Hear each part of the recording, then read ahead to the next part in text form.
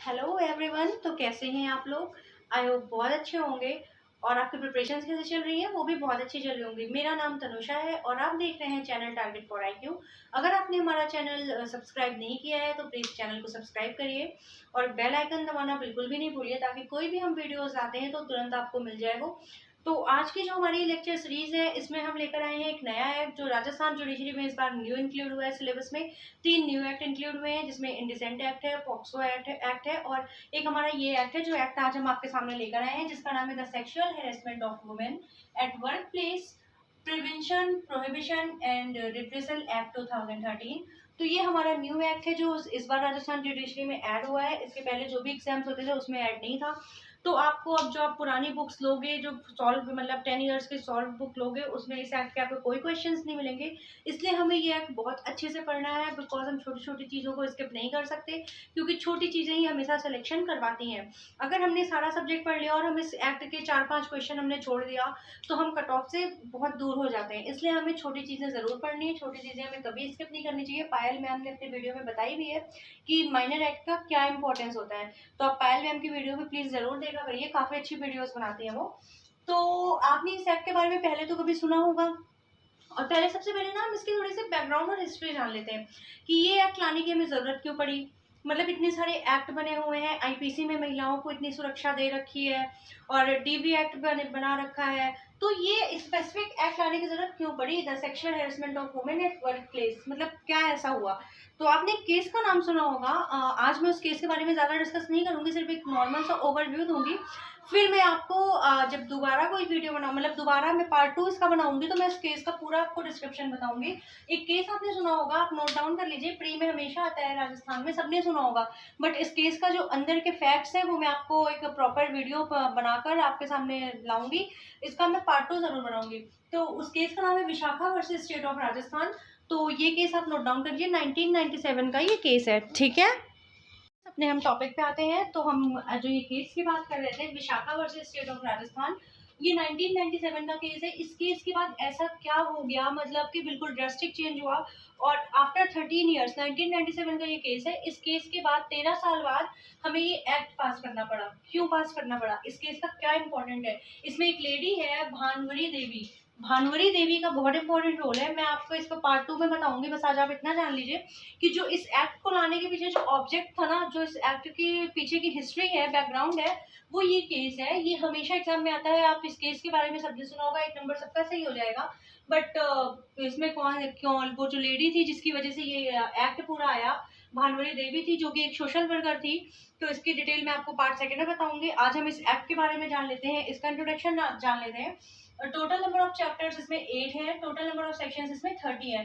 तो 30 में से हमें सारे सेक्शंस नहीं पढ़ने हैं। जो इसका लास्ट चैप्टर है, चैप्टर 8, वो मिसलेनियस पार्ट है। तो हमें चैप्टर 7 तक पढ़ना है और जो इंपॉर्टेंट सेक्शंस है मैं आपको मार्क करा दूंगी। हमें सिर्फ वही सेक्शन पढ़ना है जिसमें से क्वेश्चन आएंगे ही आएंगे डेफिनेटली। और ये 22 अप्रैल 2013 में आया था। ये कब आया था? इस केस के आने के 13 साल बाद 1997 में ये केस हुआ था। उसके बाद हमें ये एक्ट ही बनाना पड़ा गवर्नमेंट को। तो क्यों बनाना पड़ा, क्या रीजन था इस केस में, क्या गाइडलाइंस थी सुप्रीम कोर्ट की, वो हम डिटेल में डिस्कस करेंगे। देन सेक्शन 1 जैसे सारे एक्ट्स का होता है वैसे इसका भी है, short title extend and commencement. तो शॉर्ट टाइटल इसका क्या है कि इट अप्लाइज होल इंडिया, ये सारे इंडिया में अप्लाई होता है, ठीक है। इसमें मतलब कि 2013 में भी ये नहीं लिखा था कि एक्सटेंड JNK, और अब तो ये है ही नहीं क्योंकि वो ये जो प्रोटेक्शन है वुमेन्स को वो हर जगह ही चाहिए, चाहे वो जम्मू कश्मीर की वुमेन हो चाहे वो कहीं की भी वुमेन हो। Women means women. और सेक्शन 2 हमारा डेफिनेशन क्लॉज है जो A to P की बात करता है। इसमें A to P डेफिनेशंस है। डेफिनेशंस भी हमें सारी नहीं पढ़नी, डेफिनेशंस भी हमें थोड़ी थोड़ी पढ़नी है, मतलब कुछ कुछ इंपॉर्टेंट डेफिनेशंस है। जैसे कि डोमेस्टिक वायलेंस में भी सेक्शन 2 डेफिनेशन क्लॉज है, उसमें एग्रीव्ड पर्सन एग्रीव्ड पार्टी बताया गया है। इसमें 2A में एग्रीव्ड पर्सन एग्रीव्ड वुमेन बताया गया है, तो वो मैं आपको पढ़ा दूंगी। अब हम आते हैं इसके ऑब्जेक्टिव पे। ऑब्जेक्टिव क्या है इस एक्ट का? इसका ऑब्जेक्टिव है provide protection against sexual harassment of women at work place and for prevention and redressal of complaints of sexual harassment and for matter connected therewith or incidental।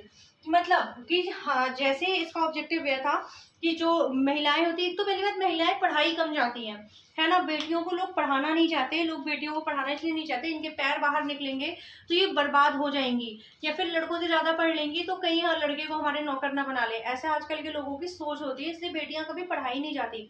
गलती से 20 से 25% महिलाएं अगर पढ़ लेती हैं तो हमारे समाज के कुछ बुद्धिजीवी प्राणी हैं जो उन्हें जीने नहीं देते हैं, और उन्हें वर्क प्लेस पे भी सेक्सुअल हेरेसमेंट का सामना करना पड़ता है। हेरेसमेंट किसी भी काइंड की हो सकती है, मेंटल हेरेसमेंट हो सकती है, फिजिकल हेरेसमेंट हो सकती है, ठीक है, जेस्चर से भी हेरेसमेंट हो सकती है।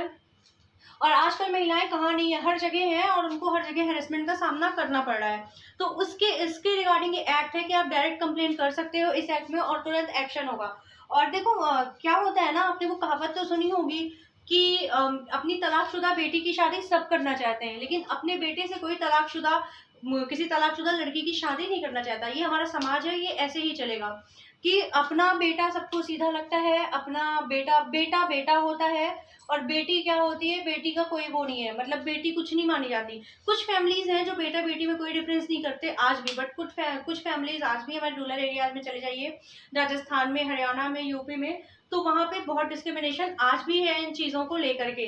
मैं सब फैमिलीज की बात नहीं कर रही, बट कुछ फैमिलीज में बहुत डिस्क्रिमिनेशन होता है बेटे और बेटी में, तो ठीक है। और लड़कियां पढ़ाई भी नहीं जाती हैं, वो उन्हें बाहर नहीं भेजा जाता, उन्हें लगता है कि ये बाहर जाएंगी, घर का काम, ये घर का काम करने के लिए बनी है। अभी एक जी टीवी पे न्यूज शो भी शुरू हुआ है मीत, आप उसे जरूर देखिएगा। उसमें हरियाणा के एक ताऊ हैं, उन्होंने बोला है कि 16 श्रृंगार करके औरत घर में ही अच्छी लगती है और मर्द बाहर अच्छा लगता है। उन्हें ये नहीं पता कि उनका बेटा जिस कंपनी में नौकरी कर रहा है उसकी बॉस भी एक महिला ही होगी एचआर डिपार्टमेंट में, और 1 मिनट में नौकरी से निकाल के बेरोजगार भी कर सकती है। बट ये लोग नहीं सोचते ना, लोग सोचते हैं महिला मतलब पैर की जूती। बहुत सारी हमारी एमएम है, जजेस हैं जो महिलाएं हैं, तो महिला आजकल हर फील्ड में है, बहुत आगे जा रही है।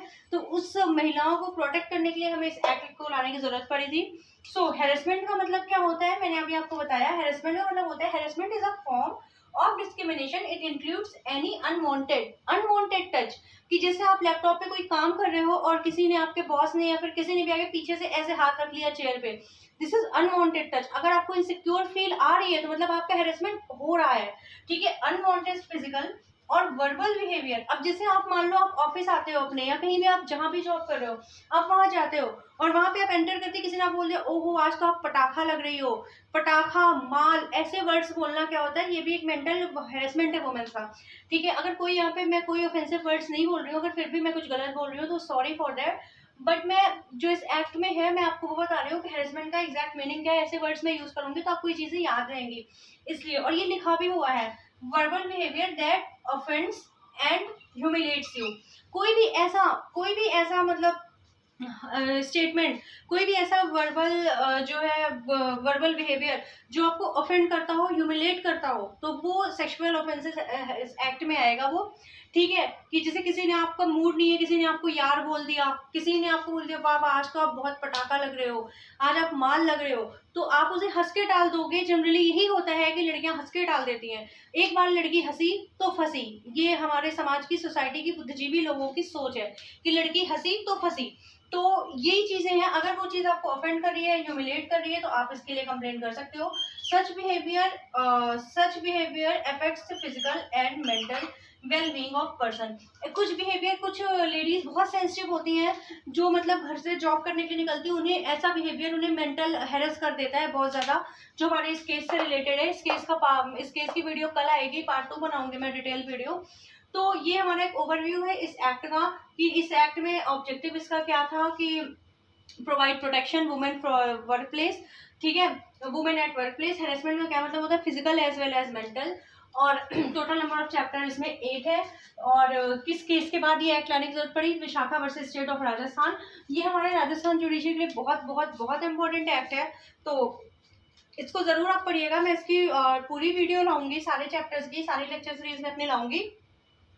और कल मेरी इसके आगे पार्ट 2 वीडियो आएगी, वो जरूर देखिएगा, बहुत इंटरेस्टिंग होने वाली है वो वीडियो। मैं ये पूरा केस आपको बाय फैक्ट समझाऊंगी, फैक्ट वाइज समझाऊंगी। और अगर आपको मेरी वीडियो पसंद आती है तो प्लीज लाइक क्या करिए, शेयर क्या करिए, सब्सक्राइब क्या करिए, और कमेंट डाउन जरूर, मतलब कमेंट करके आप जरूर बताइएगा जो भी मैंने कुछ यहाँ पे गलत बोला हो, या कुछ मैंने हो सकता है स्किप कर दिया हो, इसमें से किसी को कुछ और पता हो तो वो कमेंट में आप बता सकते हैं। ऑनेस्ट रिव्यू दीजिएगा अपना, और चैनल टारगेट फॉर IQ को सब्सक्राइब कर लीजिए। और हमारा पेड ग्रुप चल रहा है, उस पर आप इंक्वायरी कर लीजिए और टारगेट फॉर IQ का ऐप भी डाउनलोड कर लीजिए। Thank you so much for watching my video. Thank you so much.